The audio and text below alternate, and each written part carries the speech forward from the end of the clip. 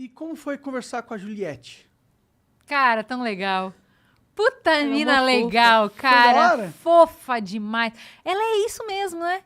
Ela é genuína, ela Confesso é que eu aquilo, acompanho cara. um pouco da Juliette, mas O quê? eu acompanho pouco dela. Não, a gente zero, a gente não acompanhava, mas a gente via uma comoção e todo mundo amando ela. Ela tá estouradíssima, né? E aí a gente falou assim, Estouradaçadíssima. Cara, e ela fazia Ela é a muito mina mais sentido estourada pra do país. pauta que a gente queria. Aham. Porque a gente queria falar de empatia e eu acho que ela simbolizou isso de um jeito muito interessante dentro do BBB. O BBB é plataforma antropológica do Brasil. Bonito. Gente, por favor, vamos nos render a isso. Qualquer intelectual Você pode não gostar, BBB você pode nunca é o quê? assistir. é a plataforma antropológica do Brasil. Se você entende o momento atual do Brasil... Clarice Lispector. Pedro Bial. Use filtro solar. Sabe o que é? Porque fica essa briga de tipo, eu não assisto. O negócio é que ali tem um extrato brasileiro que fala do nosso tempo, que fala das coisas que são importantes no agora. E aí, quando entra uma pessoa que é a Juliette e ela contradiz o que o grupo tá fazendo, porque ela entende que tem uma pessoa ali diferente, que talvez tenha um... Ela se identifica, não quer dizer necessariamente que ela concorda, mas ela consegue dialogar com o diferente, mesmo o grupo inteiro estando contra, que foi a situação grupo, Lucas e Juliette, e ela fala, gente, talvez seja meio errado o que a gente está fazendo, não? Todo Ah, mundo mas você tá acha que passando faria pano. diferente, mas a real é que a pressão do grupo é muito forte. E ela não sabia o que pouquíssimas tava pessoas acontecendo. conseguem ir contra o bando, sabe? Ela tomou o risco, entendeu? Ela tomou o risco de, tipo, eu não sei se eu tô do lado certo, mas o meu caráter, o meu jeito de ver o mundo, a forma como eu estou no mundo, fala que o que tá acontecendo aqui tá bem errado. E aí, a gente convidou ela para conversar justamente sobre isso. O que te motivou a ir contra o grupo em prol de uma pessoa que estava sozinha? Por que você se identificou? O que aconteceu? E junto a gente trouxe a Cláudia Feitosa, que é uma neurologista. Feitosa Santana, não gosto de falar só Feitosa. Ai, desculpa, Cláudia. Mas você é bem foda, tá? Com nome composto ou não. E aí ela trouxe essa história da neurologia, ela tira o senso de valor da empatia. Que ela vira e fala assim, não é que é sobre ser bonzinho. Empatia não é legal, sabe? Não é legal, é Não é estratégia de bacana. sobrevivência. É a Lê- habilidade... Pode ser usada pro bom ou pro ruim, Sim, entendeu? claro. Sim, Tem impacto bom e tem impacto ruim, entendeu? Claro, é a habilidade de você se colocar no lugar do outro. A E aí, empatia é isso. O que tem E também, porque assim, sim, você se coloca no lugar do outro. Que outro? O outro que é parecido com você. Olha só, o Igor é um cara que eu olho e falo assim, pô, a princípio é homem, não confio muito. Eu mesma não gosto. Vou ter um certo medo, é de noite, eu tô num lugar que eu não conheço, esse cara eu não conheço. A empatia vai me dar a possibilidade de escutar ele, de ouvir o que ele tá falando e falar assim, poxa, mas eu entendo quem ele é, eu sinto, consigo sentir junto com ele. Então, fizemos um grupo aqui. A partir do momento que eu tenho empatia pelo Igor, automaticamente eu também vou ter um senso de proteção em relação ao Igor. Se alguém vier, ou se eu interpretar que alguém está vindo ameaçar o Igor, automaticamente não só me dá a conexão com o Igor, mas a violência ou a antipatia com todo mundo que vier contra o Igor. Com certeza. Então, a empatia não é essa coisa rosinha, fofinha, tutiquinha, que faz as pessoas se darem bem e darem as mãos e cumbaiar. Não é exatamente isso. É sobre entender, não é sobre concordar. Exato. Empatia e é quando você eu conseguir concordo, fazer o você tem exercício que mental. manter o senso crítico ligado, Aham. porque existe um excesso de se identificar que te faz defender aquilo a qualquer custo. Mas se E aí a gente identificar e entra no empatia, risco. eu acho que é diferente, na minha opinião. Tipo, porque identificar é uma coisa, analisar a situação sem se identificar é outra. Sim. É tipo, você pode ter uma empatia, no sentido de você que se coloca naquela posição, mas você não se identifica com ela. Muito Sim. bom, é isso aí. Ela chamou, a Cláudia Feitosa chamou isso de... Feitosa Santana? Chamou isso de empatia cognitiva. Empatia, que tem outro nome, que é, sei lá, natural, sei lá... Que é quase simpatia. Eu que tenho é uma aquela coisa de, simpatia. pô, você começou a chorar, eu fico Isso. triste. Que é aquela coisa que, não, independente do que eu penso, é simplesmente você sente, neurônio espelho, eu sinto também. Você ri, eu fico meio relaxadinha. Você ficar tenso, eu pego a dica no ar e fico tensa também. Essa empatia que é mais automática, vai. E tem empatia cognitiva, que é o que você falou. Eu não me identifico com você. Ele é homem, como eu disse. Não me identifico com ele. Mas eu faço um esforço e eu entendo de onde ele vem e eu crio uma conexão entre a gente, que a gente compartilha alguns valores.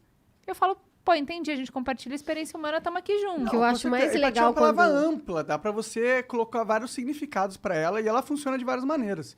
Eu só entendo a palavra empatia na sua forma mais raiz, a sua forma mais fundamental. Como Nutella ou raiz? raiz. Raiz. A forma com a habilidade do corpo de se colocar, se colocar na posição do outro. Quando a pessoa tá rindo e eu rio, é justamente essa habilidade. Eu sei o que a pessoa tá sentindo, entendeu? E por isso eu sinto feliz, porque eu tenho essa empatia. Mas a empatia é a habilidade de você entender o próximo, assim, tipo, se colocar no próximo. Sentir com.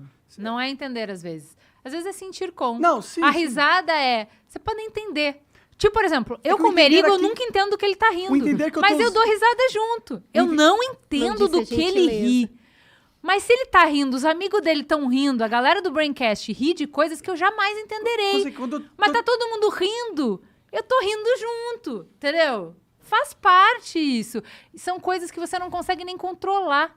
É que quando eu falo humano. entender, eu não digo conscientemente. Eu digo entender no sentido de aquela informação é processada pelo cérebro e o cérebro chega numa conclusão. Esse é o entender. Eu não acho que empatia é a necessidade de você compreender conscientemente toda a situação do próximo. E vou até te colocar um negócio que a gente aprendeu com a Cláudia, que eu achei muito foda, que é assim, cara, fazer esse exercício de compreender quem é diferente de você demanda energia. Muito difícil. E aí, ela coloca essa energia onde? Na glicose. Glicose é o açúcar, que é a energia que você Tipo a precisa. gasolina. A gasolina. Então, assim, você tem um limite. Não dá pra você empatizar com todo mundo. Não dá, você nem Porque quer. você O tem um tanque tem nível 20 de litros, energia. sacou? Sim, se você simpatiza 100% com serial killer, sua cabeça vai ficar maluca, porque significa que você entendeu tudo Total. que passa na cabeça. Então você também é um serial killer nesse ponto, entendeu? Esse é o perigo de se transformar naquilo que você tá só tentando entender. É porque o cara se identifica com a empatia Porque dele. aí você começa a identificar, a defender, a deixar de questionar. E aí você vai virar aquela pessoa muito autoritária, que se fecha naquele lugar, que justifica qualquer coisa para defender aquela ideologia. Exato. Aí já virou outra coisa. Sim. Mas o que ela tá falando sobre esse lugar de você tem que ter energia para fazer o exercício de entender quem pensa diferente de você, te dá um pouco dessa sensação que a Ju estava falando aqui antes, do cansaço. Sim. Hoje em dia, tudo que eu acreditava derreteu, né? O que era uma família... Para, moça. O que era uma família, que era aquilo. Homem, mulher, criança, hoje se transformou em... IBGE que fala, não sou eu. 24 variações diferentes. Então, eu preciso ter uma Eu energia acho que para são bem mais entender do que isso, pra esse ser sincero. movimento. Deve ser milhares de tipos de famílias diferentes, zilhões de milhares. Acho que cada família é única, se for querer analisar por esse ponto. Muito bom. Quando eu falo de gênero, era isso e Homem e aquilo. mulher, deu, Homem acabou. e mulher, acabou. E aí, é homem porque tem isso e a mulher porque é aquilo.